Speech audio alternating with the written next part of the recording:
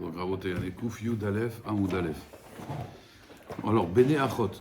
Bene Achot, donc en fait, c'est les frères, les fils de la sœur. Les fils de la sœur. Donc, la sœur, elle est morte, la tata, elle est morte, les neveux, eux, ils héritent, mais ils ne font pas hériter à la tante. Eux, ils héritent la tante, mais ils ne font pas hériter à la tante. Alors, Tana, Bene Achot, Velo Benot Achot. Donc, les fils de la tante, ils héritent la tante. Donc, encore une fois, hein, quand quelqu'un il meurt, il n'a pas d'enfant ou de frère. Et donc, sa mère, elle a une sœur. Alors, et sa sœur, elle est morte. Si une fille, elle est morte, et elle n'a pas d'enfant, et elle a une sœur, mais sa sœur, elle est morte. Alors, c'est Bene Achot qui hérite, les fils de la sœur, ça veut dire les neveux. Vélo Benot Achot, mais pas les nièces. Mais pas les nièces. La Gemara, elle dit, les maïl chetadon, c'est ça. Pourquoi les filles, elles ne pourraient pas hériter, encore une fois? Rabotaï, regardez. Une femme, elle est morte. Elle n'a pas d'enfant. Et elle a une sœur, mais sa sœur, elle est morte. Oui, donc une femme meurt sans enfant. Et elle a pas de père. Donc son père, il est mort aussi, sa mère aussi. On va chez qui? Chez les frères. La sœur. Ses frères sont morts, elle n'a pas de frère, mais elle a une sœur. Sa sœur, elle est niftéra. Alors, les enfants de sa sœur vont l'hériter. Maintenant, on dit les garçons et pas les filles. La Gemara, elle dit pourquoi les garçons et pas les filles? Arrête, les enfants, ils viennent hériter la tante, Mikoach, la mère, par le mérite de la mère. Ça veut dire, c'est la mère normalement qui devait hériter sa sœur. C'est la mère qui devait hériter la sœur. Comme elle est morte, les enfants de la sœur, ils viennent hériter la tante, Mikoach, la mère. Donc la camarade demande pourquoi on ferait une différence entre la fille et le garçon. Arrête, la fille et le garçon, ils sont équivalents. Parce que c'est la mère qui aurait dû hériter à la place. Voilà, la camarade dit non, Marav Chéchette, les kadem. Faire passer en premier, ça veut dire, s'il y a un garçon, d'accord? Alors le garçon, il hérite et c'est pas la fille. Mais s'il n'y a pas de garçon, cette femme-là, elle est morte, elle a laissé une fille, c'est la fille qui va hériter la tante. Ok. D'accord? Et malgré tout, s'il y a une fille et un garçon, c'est que le C'est garçon. le garçon. Ah, on est déjà bien. Ouais. Donc, Amarav Chéchet, les kadem. S'il y a plusieurs garçons, ils partagent, ouais. Ouais. Pourquoi pas ils partagent avec sa sœur, hein. Non. Parce que la fille, quand il y a des garçons, elle hérite Wallo. Oui, mais là, enfin, les cas qu'on avait vus, c'était parce qu'ils représentaient le père ou parce que. Oui, d'accord. Donc, Donc là, c'est pareil. Ça veut dire, encore une fois, le garçon, il a toujours priorité sur la fille. La Gemara elle dit Tane Rabbi Shmuel bar Yitzhak, Kame de Ravuna, il y a marqué Ve'eresh Ota. Mekish Yerusha Shnia, justement, les Yerusha Rishona, Hazak. Il y a un Ekesh. Ma Yerusha Rishona, la première Yerusha, c'est quoi le premier héritage? Ben Kodem Lebat, quand un homme il meurt, c'est qui hérite, le garçon ou la fille?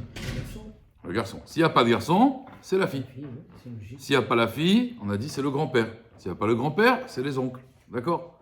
Donc regardez toujours, rappelez-vous, l'héritage il est vertical d'abord. On va en bas, le père et le fils et la fille. S'il n'y a pas de fils et fille, on remonte en haut, le père. D'accord? Donc toujours vertical. Après, s'il n'y a pas, on va à l'horizontale. On voit le personne qui est mort, on voit s'il a des frères, s'il a des sœurs. Vous voyez? Toujours vertical d'abord et après horizontal. Un héritage, ça vient toujours de haut en bas. Et après, ça remonte de bas en haut et après, ça va sur les côtés. C'est toujours le principe de l'héritage. Alors, la Gemara, elle dit, ta question, c'est vrai, pourquoi là, il ne représente pas le père? Parce qu'il y a un Ekesh. Il y a un Ekesh, donc il y a un rapprochement dans les psukim. Il y a marqué, il va l'hériter. Veireshota. Yerusha Shnia, Yerusha Rishona. Ma Yerusha Rishona. Quand c'est la première héritage, ça veut dire le fils et la fille. Donc on sait que quoi? Ben Kodem Lebat. Le fils, il est avant la fille. Af Yerusha Shnia, même une deuxième héritage. Par exemple, pendant, voilà, ils vont hériter la tante. Ah Ben Kodem Lebat. Donc tu as raison, c'est une bonne question. C'est pour ça que la Gemara, elle dit, c'est un Ekesh. C'est clair, Rabbeinu? Alors, on met la Gemara. Tane, Rabba Bachanina. Il a enseigné Rabba Bachanina, Kameh de Rav Nachman devant Rav Nachman. Il y a marqué dans le pasuk, Va'aya beyom inchilu et banav, le jour où il va faire hériter ses enfants. Il y a marqué beyom. Pourquoi beyom, Rabotai? Beyom atam apil nachalot, ve'en atam apil bachalot balayla. Nachalot balayla. Le jour où tu fais hériter, tu fais tomber un héritage, mais tu fais pas ve'en atam apil nachalot balayla. Tu fais pas tomber un héritage la nuit. D'accord? La Gemara, elle s'étonne. La Gemara, elle a baillé là, mais attends, des shrif beyemema, quelqu'un qui meurt le jour où il y a des yarté la abané. Alors lui, Bémet, il va faire hériter ses garçons. Madeshari Balaïla, Alo Yartele Bané. Alors celui qui meurt la nuit, il ne va pas faire hériter ses enfants. Vous imaginez la scène. Le docteur dit, il va mourir. Attendez, laisse-le passer la nuit. Parce qu'après, on n'aura pas l'héritage. Ou alors il n'est pas bien, c'est débranchez-le. Parce qu'après, ça va être la nuit, là, on va s'approcher de la shkia. Ça veut dire. Alors, la Gemara, elle dit non. Dilma din nachalot ka'amarta. Abaye lui dit peut-être. On peut parler du din nachalot. Ça veut dire c'est quand qu'on fera un psak din pour un héritage. C'est quand qu'on va trancher l'héritage. Ok. C'est le matin. On va aller quand chez le notaire. De toute façon, on va attendre des 7 jours et tout. C'est pourquoi il s'appelle notaire, parce qu'il note et il doit se taire. Ils vont enchaîner tout de suite. Secrétaire, il a un secrétaire. Il se crée et se taire. Ouais. Ils Hein? n'attendent pas les 7 jours, hein, ou le mois, ou tout de suite ils enchaînent. Non, on n'a pas dit ça. Mais en tout cas, quand tu veux faire l'héritage, ça va être Bayom. Au début, il croyait que c'était quand il meurt le jour. Il te dit non, il meurt le jour, la nuit, c'est l'homme chané. C'est quand qu'on va toucher l'héritage. Maintenant, on n'a pas dit tout de suite, ça y est, on fait l'héritage. D'accord. Bien que j'ai expliqué que quand il perd son père, il dit Bordaina et Met. Et quand il touche l'héritage, il dit Atov Ametif. En malasot, c'est Zalacha. Zalacha. Alors Alors la Gemara elle dit Dilma din dachalot ka'amarta. Peut-être tu parles de la halacha des héritages. Ouais. Kedetania, ve'aita les bénis Israël, les chukat mishpat. Il y a marqué, ce sera pour les bénis Israël, les chukat mishpat. Donc un mishpat, on sait que c'est toujours le jour. Chez Ura, kol parasha kula liot din. La parasha, elle termine. Ura, ça veut dire elle termine la parasha. C'est un din parce qu'il y a marqué ve'aita les bénis Israël, les chukat mishpat. Et on sait qu'un mishpat, c'est le jour. C'est pour ça que même dans les Gittin, il y a marqué Mishpat aussi. Et qui disent que le Get, c'est Dafka, c'est Marloket. Dafka le jour et pas la nuit. La Gemara dit que des Rav Yehuda. D'Amar Rav Yehuda, écoutez bien ça. Ça va revenir souvent. D'Amar Rav Yehuda. Shlosha shenichnasu levaker et achole. Voilà, ça va te plaire, Gérard. Il y a 3 personnes qui viennent être mevaker achole. C'est quoi levaker? Bikur cholim, visiter. Mais en réalité, la lacha, sachez, c'est un magave, que les vaquers et tacholé, quand je suis mes vaquers quelque chose, c'est-à-dire je vérifie quelque chose. Les vaquers. Une bicorette, c'est quand quelqu'un fait une bicorette, fait une inspection. On a une bicorette. Bicorette, c'est une inspection. Pourquoi il dit Rabbi Akiva? Parce que quand tu vas voir un malade, tu ne vas pas seulement lui dire ça va, il faut les mains, les attachés, Mishébera. Les vaquers et tacholé, c'est voir, attends, est-ce que tu as besoin de quoi que ce soit? De pour Rabbi Akiva, il dit tu vas, tu lui fais le ménage à la maison. Tu lui fais des courses, tu vois s'il a besoin de quelque chose. C'est ça le bikur cholim. Pas juste on vient, on s'assoit, et des fois, il n'a même pas envie, il est fatigué, tu viens me voir. Des fois, il n'y a pas de mitzvah d'aller voir un malade. Il te dit, laisse-moi tranquille, j'ai pas envie. Des fois, il a honte, il est dans un sale état, il ne veut pas que tu viennes le voir. Et non, mais laisse-moi faire la mitzvah de bikur cholim. Non, il ne veut pas. Bikur cholim, c'est aller et voir, mais mettre qu'est-ce que je peux faire pour le malade. Ça, les vaquers. Et voir aussi s'il va bien, s'il faut amener un médecin, s'il faut lui rajouter le médicament. Ça aussi, c'est une mitzvah. De s'intéresser, de faire une bicorette, ça veut dire s'intéresser. Donc là, ils vont voir quelqu'un, Gérard, qui est en train de... On va voir un agonisant. Ratsu, allez maintenant, cet homme-là, qu'est-ce qu'il dit? Bon, Rabotai, j'aimerais faire l'héritage. Et ça veut dire qu'il est vraiment agonisant. Hein. Il agonise et il dit, voilà, j'aimerais bien qu'on fasse l'héritage. Il est sur le point d'agoniser. Il est en train d'agoniser. Testament. Alors là, ils ont le choix. Comme ils sont 3, ils ont le choix. Ratsu Kotvim, Ratsu Osimdin. C'est au choix. S'ils veulent, ils sont aides. Ça veut dire quoi? Ils écrivent. Et après, ils iront dans un beddin. Le beddin, il va trancher là à la fin. Ratsu Osimdin. S'ils veulent, ils peuvent être les Dayanim. Mais quand... Rappelez-vous, Rabotai, s'ils sont Edim, En Ed Naase Dayan. Ils ne peuvent pas être Dayan après. Soit ils sont juges, soit ils sont témoins, mais ils ne peuvent pas être les deux. Donc, Ratsu Kotvim, Ratsu Osimdin, ils font un din. Shnaim, s'ils sont que 2, Kotvim, Ven Osimdin. Ils ne peuvent pas faire un beddin, il faut 3 personnes pour faire un beddin. Donc, il reste rien qu'ils écrivent, et après, ils iront dans un beddin pour faire trancher d'après leur jugement. Amar Afrizda, il a dit Afrizda. Lo shanu ela beyom. Tout ce qu'on a dit, Rabotai, c'est le jour. Pourquoi le jour? Parce qu'on a dit, c'est quand qu'on fait un din de héritage. C'est rien que le jour. D'ailleurs, sachez que toutes les halachot du beddin, qu'on le fait le jour, on apprend ça du beddin, de la halacha, de l'héritage. Un héritage, ça se fait que le jour, pas la nuit. Aval balayla, Mais la nuit, à filou shlosha, même s'ils sont 3, donc on se dit 3, ils peuvent faire un beddin. À filou shlosha, kodvim, vm osin din. Même 3, d'accord, ils sont obligés d'écrire, ça veut dire ils vont être témoins, vn osim din, mais ils ne peuvent pas trancher. D'accord? Maïtama, pour quelle raison? Avolé ou edin, chez ed naase dayan. Parce que comme ils viennent le soir, donc ils deviennent maintenant des témoins.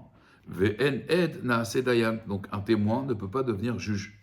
Donc la nuit, Rabota, ils sont pas saouls d'être un beddin. Et donc ils ne peuvent pas juger.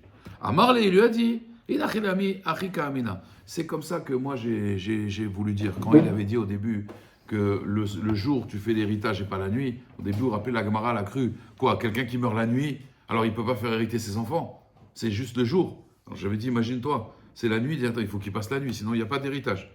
Ouais, et le jour aussi, ça va être la shkia, on débranche la machine parce qu'on n'aura pas d'héritage. C'est juste, il a voulu apprendre à la c'est ça qu'il lui a dit, c'est ça que j'ai voulu dire. C'est que le jour, on peut trancher un héritage, le soir, on ne peut pas. Jamais on tranche le soir. Toujours marqué Beyom. Beyom. Tous les mishpatim. D'ailleurs, vous connaissez l'histoire avec David Ameller. David Ameller, il s'était enfui de chez Shaoul. Shaoul, il voulait le tuer. Sa femme Michal, elle lui a dit, regarde, sauve-toi, mon père, il va venir te tuer. Qu'est-ce qu'il a fait? Comme dans les films. Il a mis un... vous m'avez dit... Vous l'avez vu quand à un moment, il lui jetait des flèches à David, et David, il esquivait par miracle. Il y avait des... Je suis pas encore arrivé à ça. Alors, à un moment, il a voulu... À un moment, David Ameller, je vous raconte un peu la suite. D'accord. À un moment, David Ameller, donc il a voulu s'enfuir.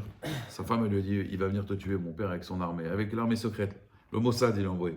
Qu'est-ce qu'il a fait? Il a fait Zarma, comme dans les films, genre de poupée comme ça, qui est sur son lit. Et il s'est sauvé avec une corde par la fenêtre, s'est sauvé.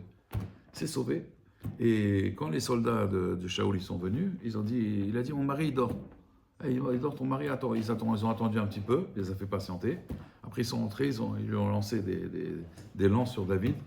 Mais en fait, il était déjà parti, David, depuis longtemps. C'était la poupée. Ouais, ils ont tué la poupée. Ils n'ont rien inventé à Hollywood. Hein, ils n'ont rien inventé, c'était marqué ça. Et Rabota, il s'est enfui donc dans la ville des Kohanim. Et après, il est parti. Et il a fait une armée à lui. Bon, Shmuel Hanavi, il avait déjà ouin David. Donc, il est déjà roi d'Israël.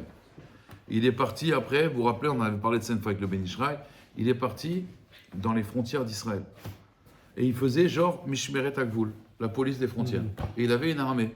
Et il protégeait les Juifs des Philistins qui voulaient venir.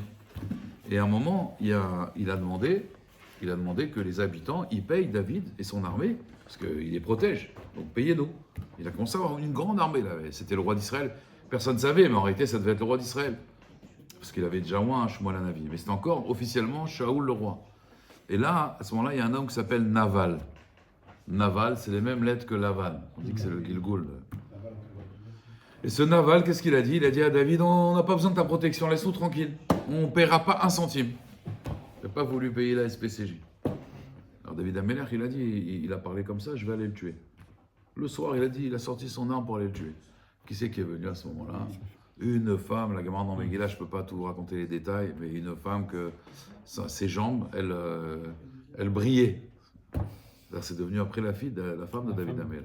Elle est venue, elle lui a dit, regardez la chorma d'Abigail. Elle est venue, Abigail, elle a dit à David, tu peux vérifier un kétem de Nida?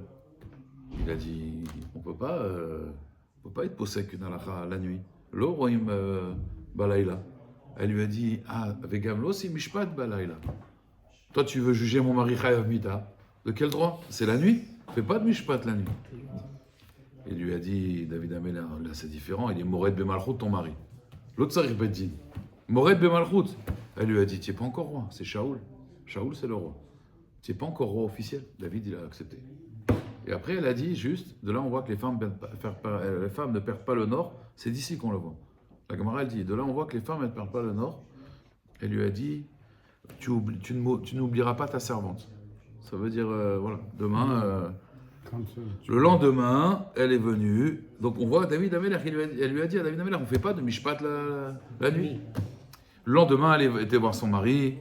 Et son mari lui dit, tu as vu, David, il a dit qu'il allait venir ce soir pour me tuer. Il n'est pas venu. Sa femme, elle lui dit, quoi, il n'est pas venu? Tu sais ce qui s'est passé? Elle lui a tout raconté. Quand elle lui a raconté ça, il a tellement eu peur, il est mort. Il est mort à la Makor. Ça veut dire, il devait mourir. Hachem, il l'a tué. Vita Videsharim. Ça devait être David. David, il a dit, ça va, je ne suis pas encore le roi. Hachem, que je il s'est occupé de lui. Et quelques temps après, bien sûr, quand David, il a pris la royauté et tout, il a fait appeler Abigail et il s'est marié avec elle. Donc, voilà, il n'a pas oublié. Et je lui ai dit, tu te rappelleras de ta servante. Et donc, Abigail, on dit que c'était une prophétesse. Stam. Elle fait partie des 7 prophétesses, Abigail. Azakol Panim. Donc, on voit que le Mishpat, en tout cas, il se fait le jour et il ne se fait pas la nuit. Parce que, encore une fois, le jour, c'est le chesed. Même si on fait Midata Din, on ne peut pas faire la nuit un Mishpat qui est Din avec la nuit, qui est la nuit, c'est la rigueur. C'est pour ça que le Mishpat, toujours la journée. Jamais la nuit. S'il y a un Din Torah, jamais la nuit. Toujours le jour. Parce qu'on met la Rachamim. Sinon, c'est trop. La nuit, la rigueur, plus le Din, c'est... On dit que le Beddin, la nuit, il ne fonctionne pas. Exactement. Parce qu'il n'y a pas la Kedusha. Il n'y a pas la Rachamim, en fait. Il y a trop de rigueur. Et le monde, on a vu que Bereshit, Bara Elohim, il a vu au commencement, Dieu créa... Mais après 2h du matin, il aurait pu s'ouvrir. Ouais, après Hatzot, ouais. Après Hatzot. Ça ne s'appelle pas encore Beyom. On dirait que Yom, c'est vraiment voilà, la Rachamim. Hatzot, c'est la Rachamim, même dans la Midatadin. Mais là, c'est encore mieux. C'est la Rachamim dans la Rachamim. Pourquoi? C'est parce que les Dayanim, ils sont sous l'emprise du Din. Bah, ils vont juger. Oui, mais ils vont juger. Mais à ce moment-là, dans le mot Dayan, il y a le mot Din. Oui, d'accord, mais quand il y a quand c'est la nuit. C'est trop de rigueur. Voilà. Trop de rigueur. Ils sont influencés par la. Bien sûr. Il y a trop de rigueur. Le soir, c'est la rigueur. Azrabotai, Maïtahama. Donc on avait dit. Ok, donc c'est ça qu'il avait dit. Alors, Itmar. Maintenant, on va parler d'un autre sujet, Agav. Donc, en fait, je vais vous expliquer. Avant qu'on voie ça, parce que c'est un peu... Bon, en vérité, à la fin, on a compris clairement, mais on va dire on s'est cassé les dents dans cette souga. Avec Rabbi Gad, on s'est beaucoup disputé, ça a beaucoup crié. Alors, en fait, il y a marqué comme ça. Quand je fais un kinyan, voilà, je donne un cadeau à quelqu'un. Je donne un cadeau à quelqu'un. Je fais une petite introduction, comme ça va aller vite. Je donne un cadeau à quelqu'un. Même si, d'après le Rashbam, d'après le Rambam, donc d'après la majorité des Rishonim, à part un Rav qui s'appelle Rabbi Albert Koni, qui est un Rishon, à part d'après le Rav Albert Koni, tous les autres Rishonim, ils disent, quand je fais un cadeau, que je sois agonisant ou pas, quand je fais un cadeau, quand la personne, elle a fait kinyan, je peux quand même être aux herbeaux. Il y a un temps où je peux être aux herbeaux. Pourquoi? Parce que le Rashbam, il dit, ils ont évalué le da d'une personne, que quand il donne, même s'il n'a pas fait, on va dire, de conditions, même s'il n'a pas fait de conditions, quand je fais un cadeau, c'est comme, regardez, aujourd'hui, dans certains kinyanim, même quand on achète une maison, aujourd'hui, vous avez 15 jours de rétractation. 10 jours de rétractation, d'accord. Le crédit à la banque, 10, 15 jours. Il y a toujours... Pourquoi une rétractation? Parce qu'on se dit, peut-être l'homme, il n'a pas réfléchi vraiment. Donc quand on fait un cadeau, on peut être aux herbeaux. La Gemara, elle dit, Kinyan admatai choser. Rava Amar kolzman sheyoshvim, Rav Yosef Amar kolzman sheyoskim beoto inyan. Donc je vous explique, il y a le mourant, il est agonisant, il est dans son lit. Et il dit, maintenant je veux faire un cadeau, je veux donner mes biens à quelqu'un. Ouais. Alors cette personne-là, quand elle fait ce cadeau-là, tant qu'ils sont au sec beoto inyan, ça veut dire qu'ils sont encore en train de parler de ça, il peut être aux herbeaux. S'ils parlent d'autre chose, ça y est, le cadeau, il est fait. Ou alors, Rava, il dit non, Kozman chez Yoshvim, ils sont assis. S'ils vont prendre un café et ils reviennent, mais lui, il a donné, ils vont prendre un café et ils reviennent, ça, il ne peut plus. Lui, ça dépend de l'endroit. D'après Rav Yosef, ça dépend s'il s'occupe du sujet ou il ne s'occupe pas du sujet. Il faut savoir, quand il y a un kinyan, on a toujours une sorte de rétractation. D'accord? Donc la marloquette, c'est à partir jusqu'à quand je peux me rétracter. Lui, il dit tout le temps qu'on est assis, ça c'est Rava. Rav Yosef, il dit tout le temps qu'on est au 5, beoto inyan. On est dans le même sujet. Par exemple, la Gemara, elle dit dans Masechet Kiddushin, un homme, quand il se marie avec une femme, il faut faire 2 choses. Natanhu ve'amarhu. Il doit donner la bague et lui dire Ariat ve'kudeshetli be'tabadzo kedat Moshe b'Israël. Si maintenant, la Gemara, elle dit, ils étaient à Soukim be'oto inyan. Ils parlaient du mariage. Ils parlaient du mariage avec la fille. Il y avait 2 témoins. Ils parlaient du mariage et voilà, et j'ai envie de t'épouser et tout. Et à ce moment-là, il lui donne une bague et il dit rien. Après, lui aussi, elle est Mekodeshet. Pourquoi? Et la halakha est comme ça. Parce que Asukim beoto inyan. Il parle de ça. Il y a une marloquette, il y en a qui disent même, mais inyan, les inyan beoto inyan.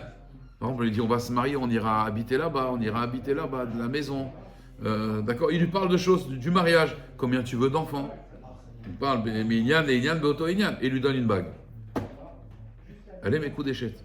Donc, Auto Inyan, ça veut dire on est toujours, si vous voulez, dans le sujet. On est toujours dans le sujet. On n'a pas parlé d'autre chose. C'est pour ça que je vous donne un conseil. Un conseil, voilà, commercial. Si vous faites un business avec quelqu'un et vous faites vraiment une bonne affaire, c'est-à-dire, voilà, c'est vous qui gagnez dans l'histoire. L'autre, je sais pas, il veut vendre, il veut se débarrasser, mais vous, vraiment, vous faites un bon business. Ou quelqu'un vous a fait un très beau cadeau. Et vous avez peur que, voilà, peut-être qu'il va changer d'avis et tout. Dès que vous faites le cadeau, vous lui parlez d'autre chose. Et alors, comment ça va, ta grand-mère? J'en sais rien, moi. Tu parles d'un autre sujet, pourquoi? Parce que là, à ce moment-là, psychologiquement, la personne, ça y est. On a parlé d'autre chose, ça y est, c'est réglé. Oui, voilà, il a parlé d'autre chose. C'est réglé dans sa tête. Tant qu'on est dans le sujet, il peut dire non, bon, finalement, il peut. C'est pas Gnabdat, ça? Non. Il veut donner, il donne. Seulement, moi, je veux l'aider à qu'il ne se rétracte pas. Non, mais il y en a quoi. Regardez, vous connaissez regardez, vous connaissez une parenthèse. Hein. Vous connaissez la psychologie inversée?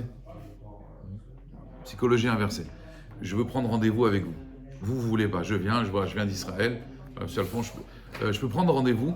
Je peux me donner un rendez-vous. Vous allez me dire non. Maintenant, je viens, j'ai dit, est-ce que vous voyez un problème ou un inconvénient de prendre rendez-vous avec moi? Donc, j'ai mis le côté négatif. Psychologiquement, à 90% des gens, ouais, il y a toujours des exceptions. Mais en général, quand il dit, vous voyez un inconvénient ou un problème de prendre rendez-vous avec moi? Moi, je vous dis oui. Non, d'accord, je vous dis. Mais c'est sûr que je vous dis oui. 90% des gens, quand vous leur dites déjà le négatif, et eux, ils vont vous dire non, je vois pas d'inconvénient. C'est-à-dire, vous voyez, c'est-à-dire, moi je vous dis voilà, vous voulez un rendez-vous avec quelqu'un, un gros rendez-vous d'affaires, et à chaque fois c'est dur d'avoir. Vous voyez un problème à avoir un rendez-vous avec moi? Non. Moi je lui dis, vous voulez me la faire à l'envers? Psychologie inversée. Moi je la fais à l'endroit, moi. Mais je vous dis voilà comment ça marche. Non, ça a été prouvé, les thèses et tout, scientifiques. C'est des thèses scientifiques. Que quand tu commences par le... Non, mais même, voilà, vous voulez voir quelqu'un, un super rendez-vous, vous savez qu'avec lui, vraiment, ça vaut le coup d'avoir un rendez-vous. Voilà. Commencez par le négatif. Vous voyez vraiment un problème qu'on ait rendez-vous. Hein. Ah non, pas du tout. Alors qu'on peut avoir rendez-vous, non. Il va dire non, lui. Toi, commence par le négatif. Tu inverses la tendance. Asbekitsour, tu parles de quelque chose avec quelqu'un, il te dit, ok, d'accord, c'est bon, on signe le contrat. Parle-lui d'autre chose. Et alors, dites-moi, comment elle va, Madame Attel? Il passe à autre chose, ça y est, c'est dans sa tête, ça y est, il ne se rétractera plus. Vous comprenez? Non, c'est pas du Gnevadat. Gnevadat, c'est Hachalom, voilà, on lui ment, là on ment pas. Non, on passe à autre chose. Non, je suis d'accord, mais du style, on a fait une bonne affaire sur lui. Maintenant, on veut surtout pas qu'il se rétracte. On lui parle vite d'autre chose. Et un peu de Gnavda. Non, j'ai pas dit qu'on est en train de le voler, Chas v'Shalom. Le type, il veut vendre sa maison. Non, d'accord. Maintenant, moi, je lui dis, voilà, écoute, moi je tente. Je dis, voilà, moi, je la prends à tel prix. Vraiment, parce que voilà, je peux pas autrement et tout. Et il dit, bon, ok, d'accord. Vous êtes ok? Ok. Allez, yallah, Khazak. Dites-moi, au fait, tout de suite, vous avez du café? Oui, bien sûr, voilà, je vais vous donner du café et tout. C'est pas une lésion. C'est pas un cas où on a vraiment. Il a pris à chaud, Je l'ai pris à chaut, voilà, garde-le à chaud. Voilà, garde-le à chaud. Psychologie. Voilà, c'est de la psychologie. Voilà. Et dans le Kinyan, il faut savoir que c'est pareil. La personne, elle peut changer d'avis. Amar Rabbi Yosef, il dit Kavate d'idée mistavra. C'est logique comme moi. Pourquoi? Des Amar Rabbi Yehuda. Qu'est-ce qu'il a dit Rabbi Yehuda? Shlosha shirnesim levaker et tachol. 3 personnes qui sont venues visiter un malade. Ratsu kodvim. Ratsu osimdin. Veis al kedatar kozman sheyoshvim. Lachouj dilma darbe. Dit. Si tu me dis que tout le temps qu'ils sont assis, toi, Rava, il peut changer d'avis. Lui, pour Rava, il faut carrément sortir de la pièce. Ça veut dire, une fois qu'il a dit oui, attendez, je vais faire un coup de téléphone, je reviens.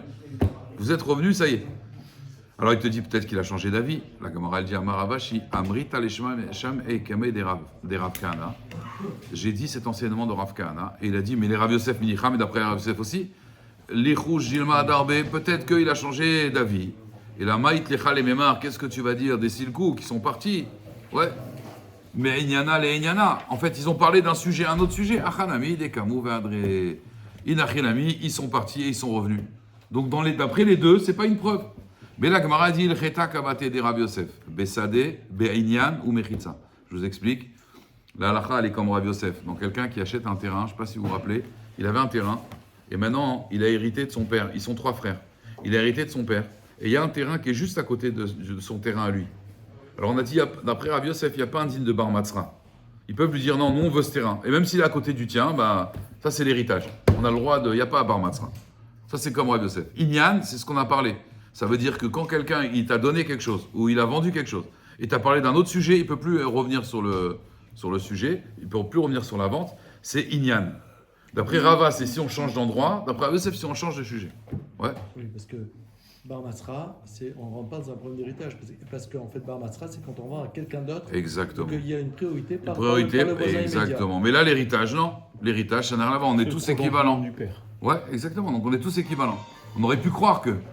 Et le troisième halakha, c'est mechitza, c'est merza.